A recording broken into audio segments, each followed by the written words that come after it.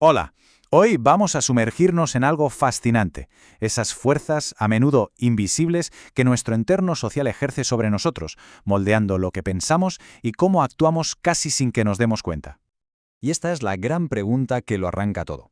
¿Nuestra identidad es algo que construimos por nuestra cuenta? ¿O es en realidad un eco de cómo nos ven los demás? Vamos a hacer un viaje para intentar entenderlo, desde el individuo hasta la fuerza del colectivo. Bueno, pues para empezar a desenredar esto tenemos que ir al núcleo, a nuestro propio yo. La primera idea que vamos a explorar es radical. Que nuestro sentido de quiénes somos no nace de dentro, sino que se construye mirándonos en el espejo de los demás. Fíjate, hace ya más de un siglo el sociólogo Charles Horton Cooley lanzó una idea que para la época era una auténtica bomba, que nuestra identidad es fundamentalmente social. No es una cosa aislada, sino una fuerza que lucha por encontrar su sitio en el mundo que compartimos. Y para explicarlo, acuñó un término genial, el yo espejo. La idea es que no tenemos una visión directa de nosotros mismos. En lugar de eso, nos vemos a través de la reacción de los demás, como si fueran un espejo. Y esto, según Cooley, funciona en tres fases, casi sin que nos demos cuenta. Primero, imaginamos cómo nos percibe otra persona. Después, nos imaginamos qué opina de esa imagen que proyectamos.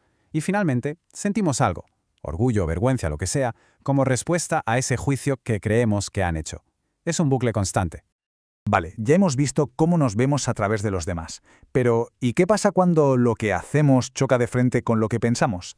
Esa tensión, ese conflicto interno, es el centro de lo que vamos a ver ahora, un concepto que desarrolló el psicólogo Leon Festinger.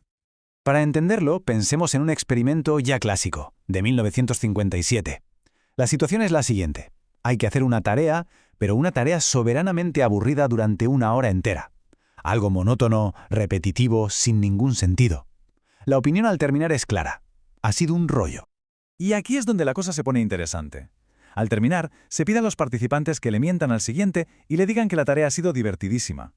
A un grupo le dan $1 por la mentira y al otro 20. La clave está ahí, una justificación casi inexistente frente a una bastante sólida. La pregunta del millón es, ¿cuál de los dos grupos acabó pensando que la tarea en el fondo no era tan aburrida? La lógica nos diría una cosa, pero la psicología nos dice otra bien distinta. Pues por increíble que parezca, fue el grupo que cobró solo $1. Como no tenían una buena razón externa para mentir, $1 es casi nada, su mente, para evitar el conflicto de «he mentido por nada», hizo algo asombroso. Se autoconvenció de que la tarea no había estado tan mal. Y a este fenómeno se le llama disonancia cognitiva. Es esa tensión, esa incomodidad mental que sentimos cuando nuestros actos contradicen nuestras creencias. Y para aliviarla, muchas veces, en lugar de cambiar el acto, lo que hacemos es cambiar la creencia. Reescribimos la historia para que todo encaje. De acuerdo, nuestra mente busca estar en paz consigo misma. Pero la influencia no siempre es tan sutil. A veces es mucho más directa y viene de fuera. Hablemos de poder y de cómo los demás nos influyen activamente. Aquí entran en juego dos psicólogos, John French y Bertram Raven, que en el 59 se pusieron a desglosar esto del poder. Dieron con un esquema genial que identifica 6 fuentes de poder, 6 razones por las que hacemos caso a los demás. A ver, vamos a repasarlas. Tenemos el poder coercitivo, que es básicamente el del o lo haces o hay consecuencias. Luego supuesto, el de recompensa. Hazlo y tendrás un premio. El poder legítimo viene del cargo, de la autoridad formal. El de referente es el que tiene la gente a la que admiramos y queremos imitar. El de experto se basa en el conocimiento, como el de un médico. Y por último, el informativo, que lo tiene quien controla un dato o una información clave. Hasta ahora hemos hablado de influencias más o menos personales. Pero ¿qué ocurre cuando la presión no viene de una persona, sino de la masa, de la fuerza arrolladora del grupo? Aquí es donde la cosa se pone aún más seria. Para esto tenemos que hablar de un experimento famosísimo, el de Solomon Asch, en 1951. Él se preguntó algo muy simple. ¿Puede la presión de un grupo hacer que alguien niegue la evidencia de sus propios ojos? La cosa era sencilla, pero muy astuta. Se juntaba un grupo de gente para una supuesta prueba de visión. Se les enseñaban unas líneas y tenían que decir cuál era igual a la de referencia. El truco era que solo una persona era un sujeto real, el resto eran actores que a partir de cierto momento empezaban a dar la misma respuesta, y era la incorrecta. Y el resultado fue demoledor, un 75%. El 75% de los participantes se plegó a la opinión equivocada del grupo al menos una vez. Una prueba brutal de hasta qué punto nos puede la necesidad de encajar. Si la presión de nuestros iguales es así de fuerte, ¿qué no pasará cuando quien presiona es una figura de autoridad? ¿Alguien a quien hemos otorgado legitimidad para mandar?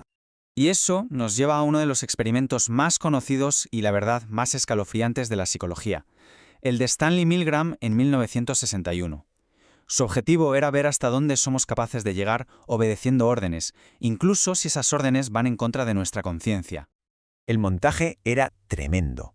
Un profesor, el sujeto real, debía darle descargas eléctricas a un alumno, un actor, cada vez que fallaba una pregunta.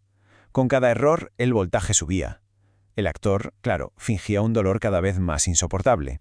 Y cuando el profesor dudaba, una figura con bata blanca, la autoridad, decía con calma: «El experimento requiere que usted continúe». El resultado fue un shock para todo el mundo. Un 65% de los participantes llegó hasta el final.